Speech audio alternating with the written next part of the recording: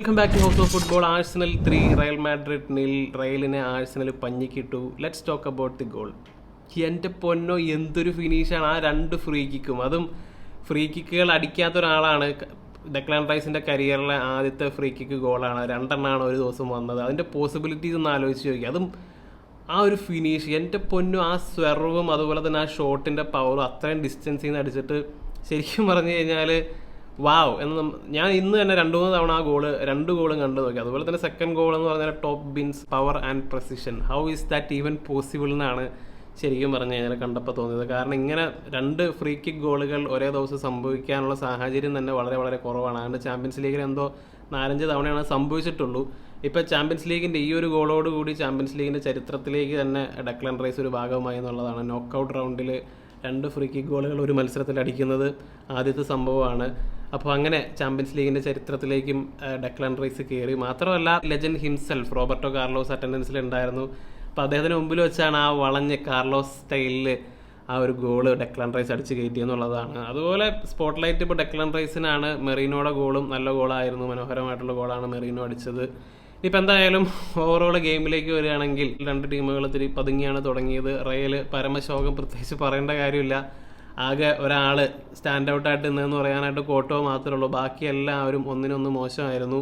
ഇപ്പോൾ Jude Bellingham പറയുകയും ചെയ്തു 3 അതിൽ കൂടുതൽ ഗോളുകൾ വഴങ്ങണ്ടായിരുന്നുള്ളൊരു കാര്യം. ഓപ്പൺ അഡ്മിഷൻ എന്നുള്ള രീതിയിൽ ജൂഡ് ബെല്ലിങ്ങാം പറയുകയും ചെയ്തു. ഇപ്പോൾ തീർച്ചയായും കോട്ടുവയുടെ 2 ഡബിൾ സേവുകൾ, അതുപോലെ വേറെയും സേവുകളൊക്കെ കോട്ടുവയാണ് ശരിക്കും പറഞ്ഞു കഴിഞ്ഞാൽ റയലിനെ ഈ മത്സരത്തിൽ പിടിച്ചു നിർത്തിയെന്ന് പറയാം.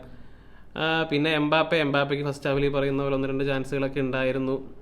അതുപോലെ തന്നെ പിന്നെ വിനീഷ്യസിനെ റോഡ്രിഗോനെ കണ്ടുകൂടിയില്ല. അപ്പോൾ അവരെയൊക്കെ നന്നായിട്ട് തന്നെ ആഴ്സണൽ ഹാൻഡിൽ ചെയ്തു എന്നുള്ളതാണ്. Credit goes to Timber and Skelly. കാരണം റയലിൻ്റെ വൈറ്റ് പ്ലേയേഴ്സിനെ സൈലൻസ് ചെയ്യുക എന്ന് പറഞ്ഞു കഴിഞ്ഞാൽ അതൊരു നിസ്സാര പണിയല്ല. അതുപോലെ ഓവറോൾ കിവിയോറും സാലിബയൊക്കെയാണ് നന്നായിട്ട് തന്നെയാണ് കളിച്ചത്. അതുപോലെ തന്നെ ആഴ്സണലിൻ്റെ ഒരു അപ്രോച്ച് എന്ന് വെച്ച് കഴിഞ്ഞാൽ ഒരു മിഡ് ബ്ലോക്കിൽ കോമ്പാക്റ്റ് ആയിട്ട് ഇരിക്കുക, റയലിലോണി സൈഡിലേക്ക് പൊക്കോട്ടെ, ആ ഒരു സ്റ്റൈലിലാണ് അവർ കളിച്ചത്. ഇപ്പോൾ നമുക്ക് കളിയുടെ ഒരു ഹീറ്റ് മാപ്പ് എടുത്ത് നോക്കിക്കഴിഞ്ഞാൽ നമുക്ക് മനസ്സിലാവും. കൂടുതലും മിഡ് ഏരിയയിൽ ഡോമിനേറ്റ് ചെയ്ത് നിന്നത് ആഴ്സണൽ തന്നെയാണ്. ഈ പറയുന്ന പോലെ റയലിൻ്റെ താരങ്ങളൊക്കെ വിങ്ങിലേക്ക് പൊക്കോട്ടെ എന്നുള്ള മൈൻഡിലാണ് അവർ കളിച്ചത്. അവർ നന്നായിട്ട് തന്നെ ഹാൻഡിൽ ചെയ്തു. മിഡ്ഫീൽഡ് പെർഫോമൻസ് തോമസ് പാർട്ടിനെ പറ്റി പറയണം, അടിപൊളിയായിട്ടാണ് തോമസ് പാർട്ടി ഇന്നലെ കളിച്ചത്.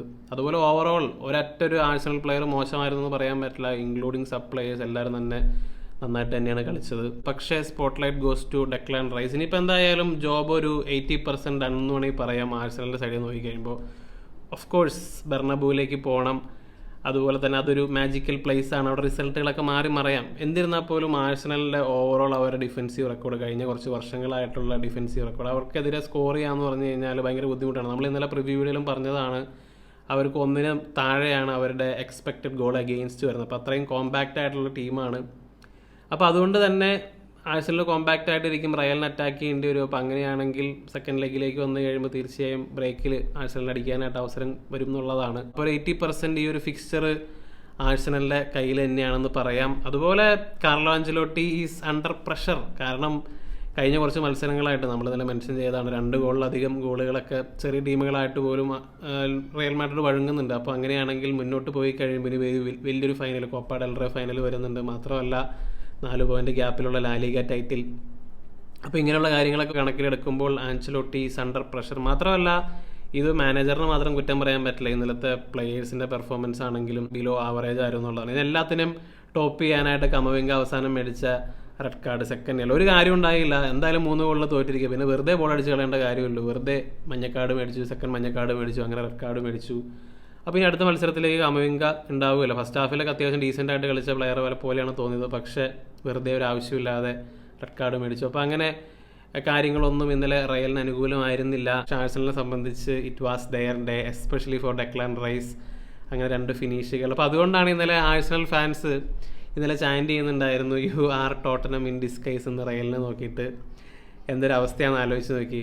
അപ്പോൾ എന്തായാലും മറ്റൊരു മത്സരം നടന്നതെന്ന് വെച്ച് കഴിഞ്ഞാൽ ഇൻ്റർ വേഴ്സസ് ബയേൺ മത്സരമാണ്. ആ മത്സരത്തിലാണെങ്കിൽ ഇൻ്റർ ജയിച്ചു. ലൗട്ടാറോടെ ഈ പറയുന്ന ഒരു മനോഹരമായിട്ടുള്ളൊരു ഔട്ട് സൈഡ് ബൂട്ട് ഗോളൊക്കെ ആ മത്സരത്തിലുണ്ടായിരുന്നു. ഇപ്പോൾ ഇന്നും മത്സരങ്ങളുണ്ട്. Aston Villa, PSG, Dortmund, Barcelona.